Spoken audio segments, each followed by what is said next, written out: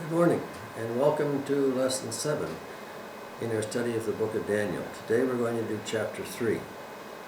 And this is another well-known passage of Daniel.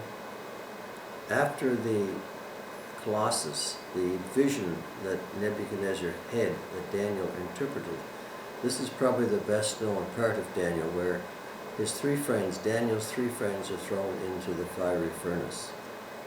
So instead of reading the whole chapter, I just want to point out certain things in this chapter.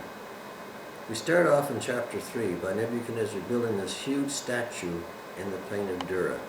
This huge statue, 60 cubits high and 6 cubits wide, made entirely of gold, which probably meant it was made of wood covered with gold. But the whole thing had a golden appearance.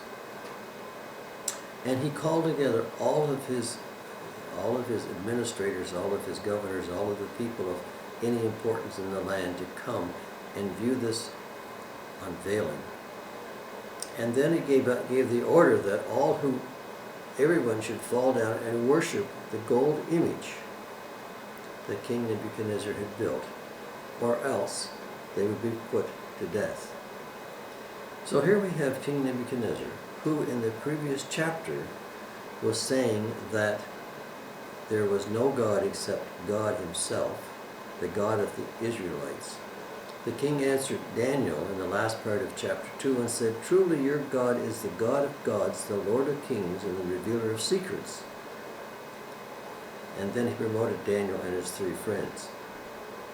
So what we're seeing here is a complete change. The king who gave homage in a sense to the God of Israel in the previous chapter, now had changed his tune entirely and was building an image, presumably to himself. This apparently took place somewhere between 10 and 20 years after the end of chapter 2. And it's interesting how people who make such a profession of faith and belief in one era lose that as time goes on and reverts back to their old ways. So King Nebuchadnezzar was building this huge statue to himself, apparently of himself and to himself, all of gold, in somewhat of a semblance of the statue that he saw in his dream, except now it's all gold. Perhaps this is because he felt by doing this he would vanquish the previous prophecy of other nations defeating him and replacing him, if now the statue of the Colossus was of all gold, as the head had only been in his dream. In any way, Babylon had become a melting pot of people. There were many people of many faiths, there were many religions there. And perhaps Nebuchadnezzar also thought by building this one Colossus he made everybody bow down to it, that he would avert and avoid the differences in religious and political opinions that other people might have had. It's a sort of a study in the fact that, first of all, people who profess one thing in one era change their mind when it comes necessary, or they feel necessary to promote themselves in another time. And secondly, it shows that you really can't convince or coerce people into changing their beliefs and their actions by forcing them to do things. There are some religions today which still force people to try to follow their beliefs on the pain of death. But it really doesn't work. You have to convince people, they have to understand and believe what they're actually confessing, rather than forcing them to confess something they do not believe. So all these people were told to bow down and worship this huge statue which Nebuchadnezzar had built. And it was probably an image of himself, because he himself was considered himself to be a god in that time. Now, we all know that these three friends of Daniel, who, by the way, is not mentioned in this chapter at all, he apparently was not present, but these three friends of Daniel, Shadrach, Meshach, and Abednego, refused to bow down as everyone else was bowing down to the statue. And the Chaldeans, the people whom were previously considered to be astrologers and soothsayers and were shown to be false by Daniel in the previous chapters, these Chaldeans reported this to the king Nebuchadnezzar, that these three people had not bowed down. Now, it seemed imperative to Nebuchadnezzar that everybody bow down to this. This was face-saving for him.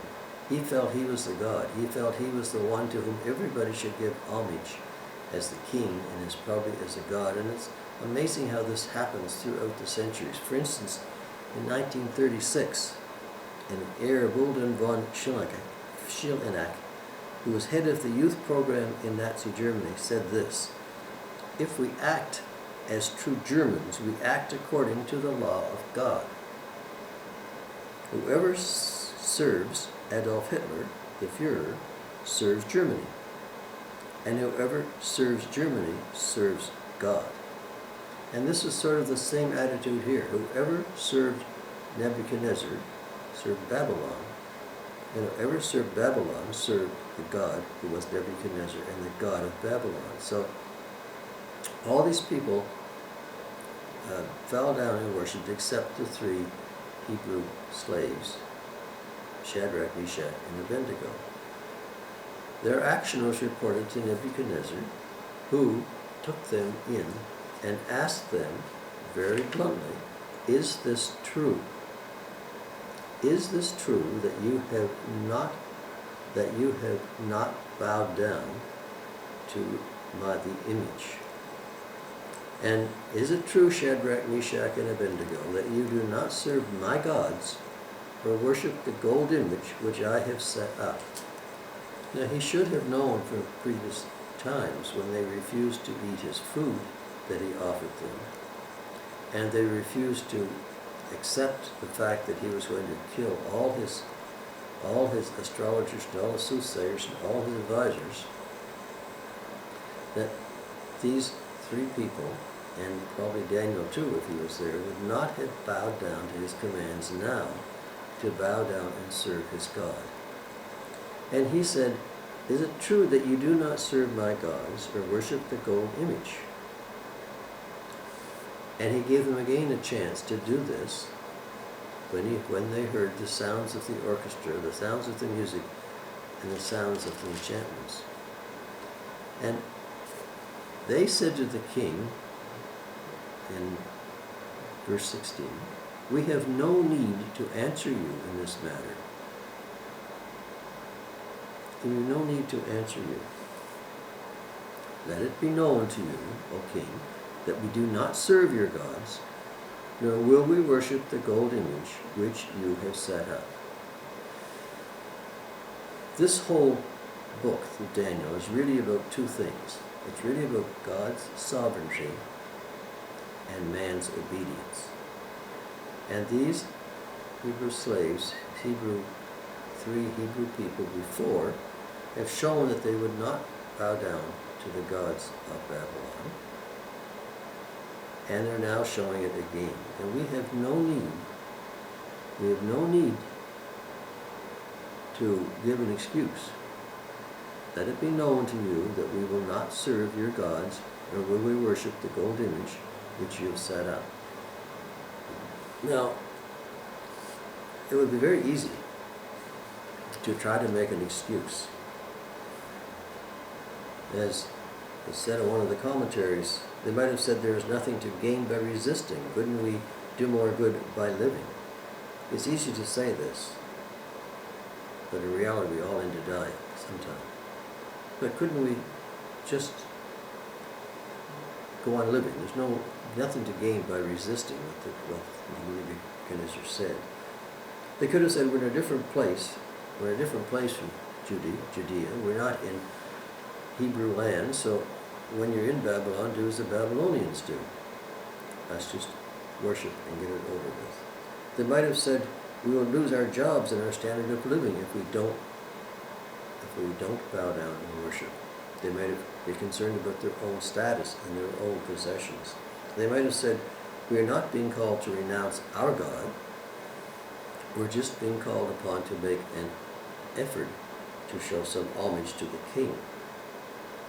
They might have said, everybody else is doing it, why not go along with everybody else and just do it? They could have said, it's only for once, not for very long, it's really not that important. So why throw our lives away for just one short period of time? They might have said, this is more than be expected of us. God really will understand if we do bow down on this occasion and honor the King, even if we don't really mean it in our hearts. It is true that God understands our struggles, but does he understand this? And the other thing is, they did not really answer the King. And sometimes what they don't say is as important as what they do say. And they said, let it be known to you that we do not serve your gods, nor will we worship the gold image which you have set up. 1 John 2:15 says, love not the world, neither the things that are in the world. If any man loves the world, the love of the Father is not in him. And by refusing to accept or use an excuse, or to accept the fact that they were ordered to bow down to the image, these three people were saying that they loved not the world, they loved the God more. And they were not willing to make an excuse in order to save their own skins. So Nebuchadnezzar became really annoyed, really upset. Not only were these people not obeying him, but they were showing him up.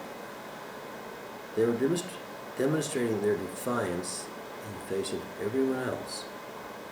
And this really was more than he could handle. So he ordered them bound and thrown into a fire of the furnace, which was made 7 times hotter than usual. So hot that apparently the people who actually threw them into the fire, they themselves died from the heat. So Nebuchadnezzar thought he had solved the problem. He didn't realize apparently what Isaiah 42, verse 2 and 3 said. He said, when you pass through the waters, I will be with you, and through the rivers they shall not overflow you. When you walk through the fire, you still will not be burned, nor shall the flame scorch you. And this is exactly what happened, because when he looked into the fire, he saw these 3 men, now no longer bound, but walking around, with one like the Son of God walking along with them. Now it's not explained how Nebuchadnezzar would know that this was like the Son of God, but obviously this is a theophany, a presence of Christ or an angel long before Christ was born. Anyway, Nebuchadnezzar recognized this had to be some form of a godly appearance, because he and the 3 Jewish captives were not being harmed at all. The only thing that was changed were the cords that bound them. They were burned up, but nothing else happened. When they went near the furnace and called these people out again, Shadrach, Meshach, and Abednego came out. All the people saw them, and they saw these men on whose bodies the fire had no power. The hair of their head was not singed, their garments were not affected, and the smell of fire was not on them. So Nebuchadnezzar threw these people into the fire in the view of all of his governors, all of his administrators, all of the people that had been around, in an effort to show his power over these 3 men. And he had said before, who was going to save you? Who was going to save you from this fire? Not understanding that the God that they served had saved them before under similar but different circumstances. So Nebuchadnezzar had apparently forgot what had happened before. He felt he was now the sole authority. He had control of everything. and he was not going to lose face in front of all of his governors, his administrators, his servants, his people that he had gathered to view the unveiling of his huge statue. And when these 3 Hebrew slaves did not bow down and worship him, he obviously became very upset, because this was an embarrassment to him, this was an affront to him, this was a challenge to his authority, and he could not have that, so he threw them into this fiery furnace that was made 7 times hotter than normal, only to see them come out unscathed, unharmed, untouched by the flames, and in association with one, an angel, appearance of Christ in the Old Testament, someone like the Son of God was with them.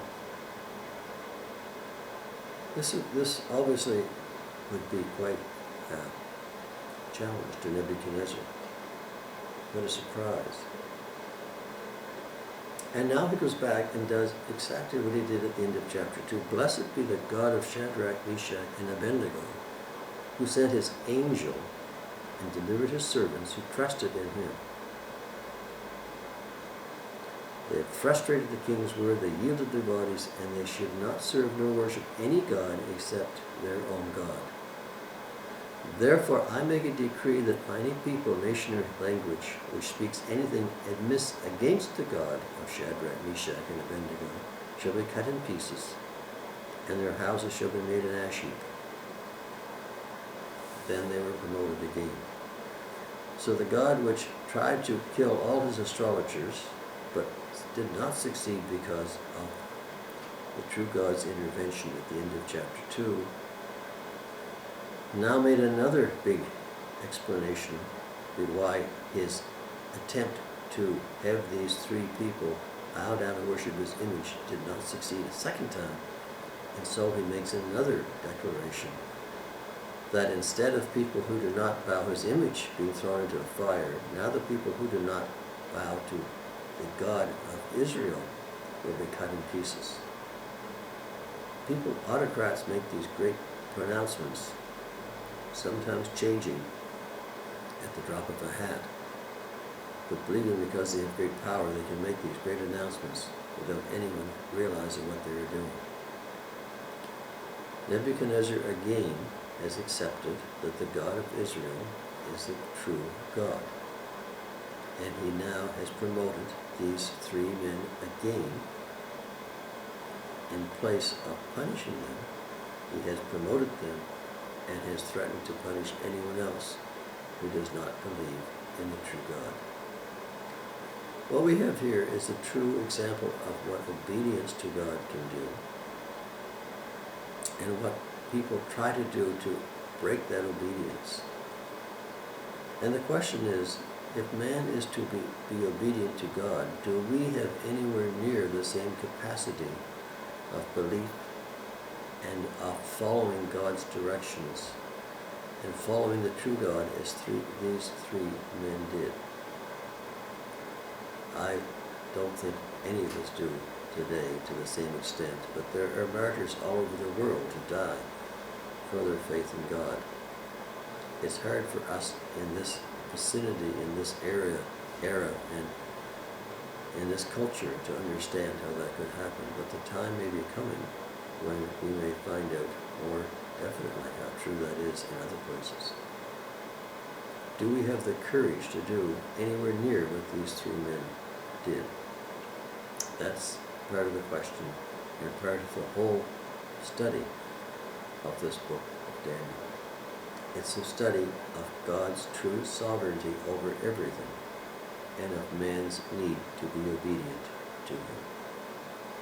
So the idea of Nebuchadnezzar throwing these people into the fiery furnace and of punishing them in that way because they would not bow down to his image really backfired, because they were not harmed in the fiery furnace, and in the end the image was apparently forgotten, and Nebuchadnezzar now praised the God of Israel himself.